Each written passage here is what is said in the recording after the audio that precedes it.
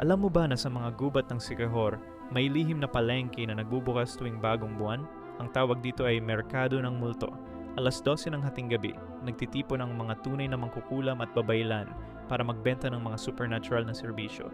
Hindi ordinaryong tindahan ito. Dito makakabili ka ng love potion pero kailangan ng dugo mo. May healing charms din na maglilipat ng sakit mo sa kaaway mo.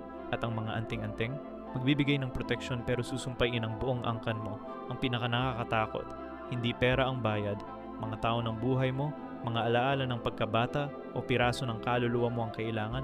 Sinasabi ng mga lokal na nakakita nila ito, may mga patakaran raw sa supernatural na kalakalan. Tinatandaan ka ng invisible na marka na nakikita ng ibang espiritu. Pero ang mga dayuhang nakakakita nito, hindi na nila naaalala kung saan eksaktong lugar ito nangyari. Parang binubura sa memorya nila. Kaya kapag nasa Sikihor ka at bagong buwan, iwas sa gubat pagdating ng hating gabi.